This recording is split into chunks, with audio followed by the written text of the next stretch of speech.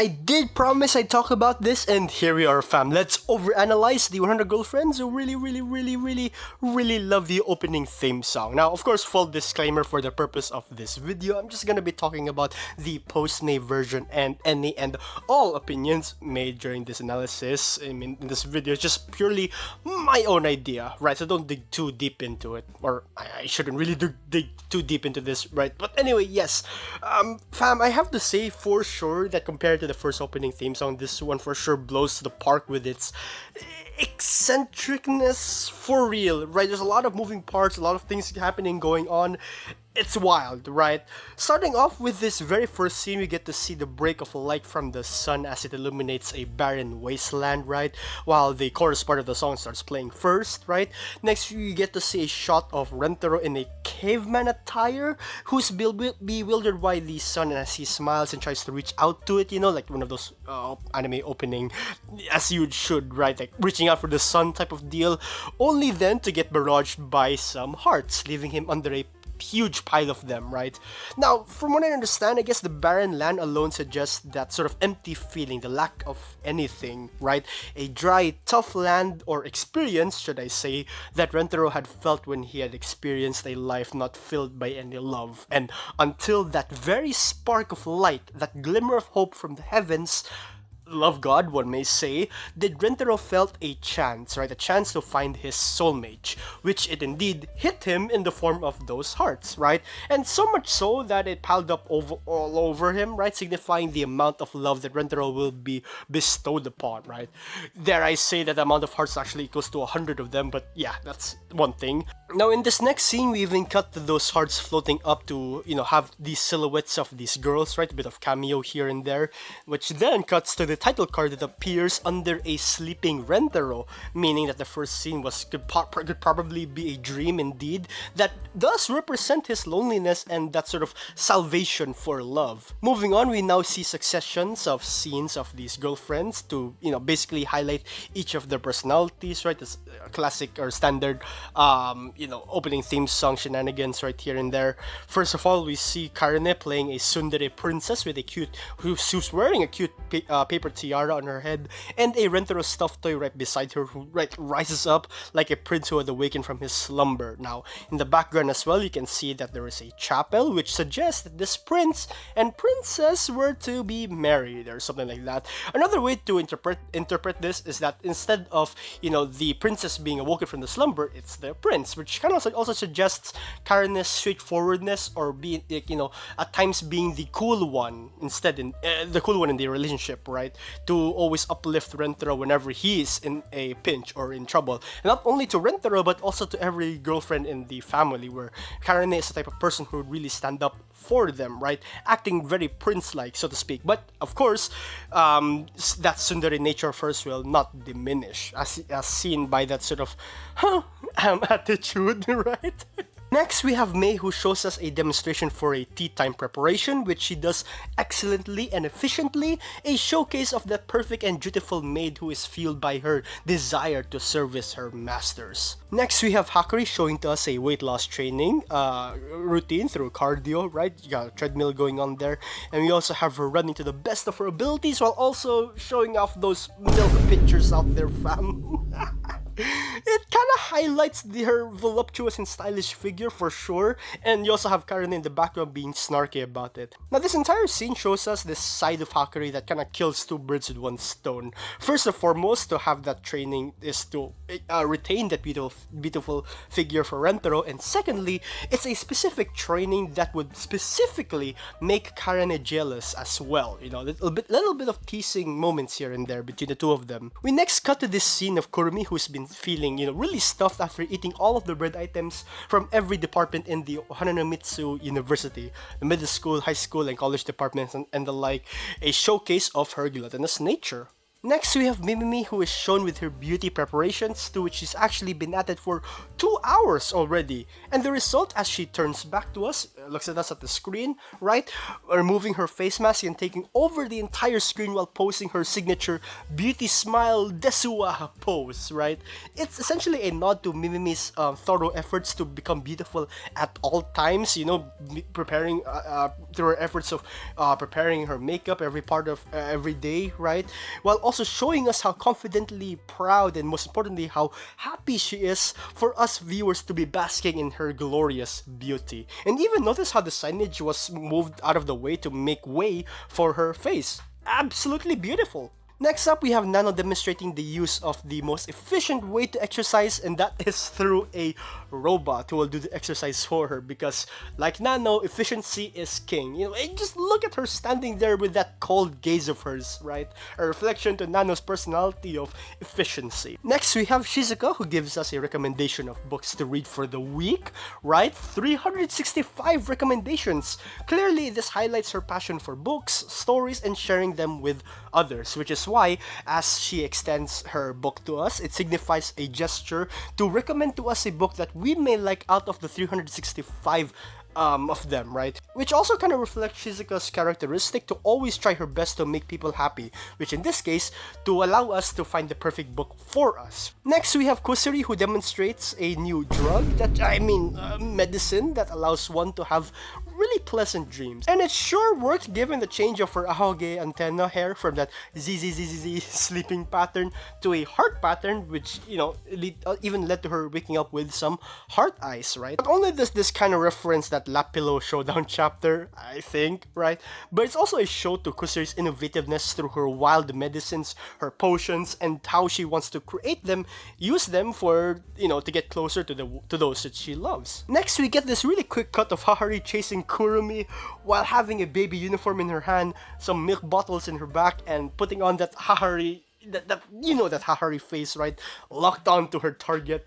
And then now in her signage, it roughly translates to chairwoman's address, or a chairwoman's address, or message, education, and love.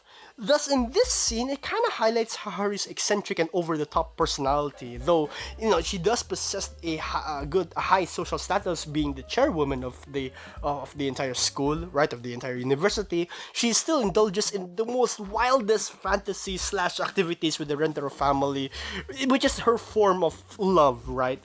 While at the same time, having these wild activities show the duality of the character that is Hahari Hanazono. Now in this next scene, we see Iko doing some push-ups with tires on her back, and she's been going at it since yesterday, reaching for over more than 43,000 reputations. Clearly, it's a nod to Iko's stoic masochistic nature, and you can even see Nano in the background looking at her with those eyes, right? And finally, we see Meme holding a custom stuffed toy Rentaro with monkey ears, very cute, that she of course had knitted herself, and slightly blushing and holding the plushie really close to her face, hiding her face, which also shows or reflects her shy but very sweet nature. We next get this cut of the girlfriends rambling on with each other and with all of the props we've seen before behind them, right? And there's also a banner above them that roughly translates to Rentaro Appreciation Opening Theme Song, right? Now, this scene then slowly backs away to show that they are actually in a TV screen, showing the nature of this animation being broadcasted on TV or on, various streaming platforms. And then we now cut to Rentaro being awoken from a phone notification, and it is a picture that Meme had sent about, her stuffed toy that she had knitted, Meme's monketarou plushie. Rentaro gives a little heartthrob face and gets sucked into the phone, and popping out the other end of it, then turning into this sort of Darwin evolution graph of Rentaro becoming monkey. This, for me, was where the goofy juice also kicked in. Now, symbolized by that very evolutionary stage, right? The stages of evolution in that sort of form, right? Rentaro is by far, fam, the king of boyfriends, right? Top of Karishi indeed, to which he reached that point through his constant evolution of being the best of the best when it comes to making his soulmates his partners, happy. And through becoming a part of his girlfriend's world, as seen with him jumping into the phone, which kind of, I guess, represents that, Rentaro comes out as strong and reliable and a very devoted and loving boyfriend. We next cut to this scene of Rentaro in the monkey suit climbing up the chapel and ringing the bell, as the sound just makes that sort of sound that bells make during a wedding, right? Which signifies how Rentaro's evolution or evolved boyfriend form is indeed the start or the trigger to a happily ever after scene with all of these girls. And even in the banner, you can even see it change to Rentaro and Others Appreciation opening theme song, symbolizing how it's not just about Rentaro or the girlfriends, but all of them as one, all of them being part of this one story. We see this next scene of a church as it pans down to this top view of Rentaro dancing with the girls in bridal princess outfits, right? A showcase of that perfect couple energy between Rentaro and girlfriend, and of course notice as well how all of them are dancing in sync, right? Because, well, all of them are in sync with each other. The dance with Karane as it transitions to Kusuri's senpai, then cuts to Hakari, Nano, and Shizuka being, princess carried by Rentaro. I absolutely really love it. And also notice how each time we see Rentaro in different outfits. For example, with Karane and Kusuri's turn, he is in a groom outfit, which symbolizes their marriage with both of them, and essentially the commitment that Rentaro has towards both of them as a partner.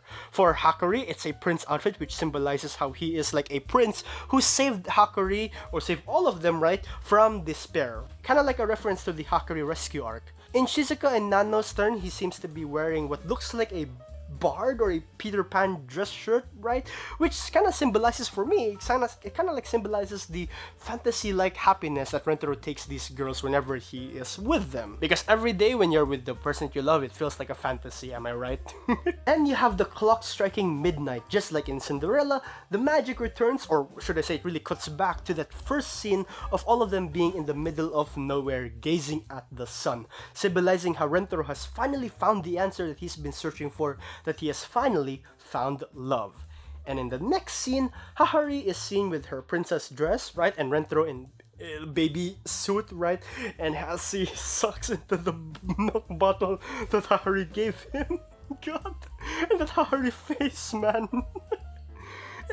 It's symbolizing Rentaro's desire to be pampered, right, I guess, and is, just his happiness to go along with whatever Hahari's shenanigans are. Mimimi as well, in her majestic dress, right, and right beside her is a topless Rentaro, holding a giant leaf umbrella, protecting her from the UV rays like a devoted servant to the queen.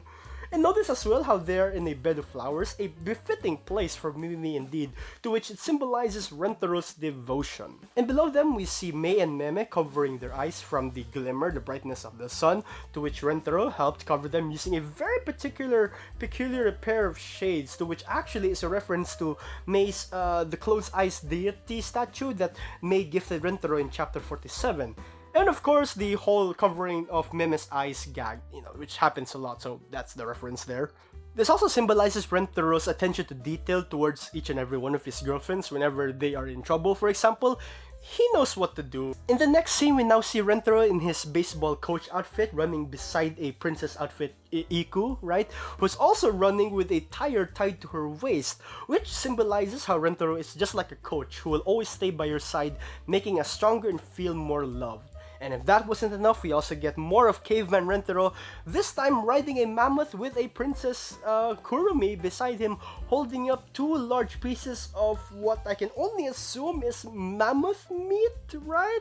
Which he happily carries them and even took a bite out of one of them, symbolizing how Rentaro would provide for his girlfriend's needs to the best of his abilities. And in the final scene where Caveman Rentaro runs towards his princess girlfriends, which then cuts to their modern day outfits, still running towards each other with the chapel in between them, it's a symbol of Rentaro's unions and love to each and every one of his girlfriends. Essentially, this entire sequence, especially like nearing the last part, is a display of how Rentaro is indeed a character, is indeed the type of person who will adapt and strive to the best of his abilities to meet the needs needs of each and every one of his girlfriends, and do so with his utmost power to love them with everything that he's got. So much so that his love really indeed echoes throughout the earth. And yeah, man, there is a lot more to dive into it and to discuss about this, but yeah, I don't know, fam. This is really just me making some stuff up, right? And there's also probably some things that I may have missed. But yeah, hell, you know what? At the end of the day, really, everybody just really loves this opening theme song. The music is good, the animation is amazing as well. And you know what? Maybe it's just really taking a look at this theme song and enjoying it for what it is. You know, just like everyone else. Like, monkey see, monkey do. Oh!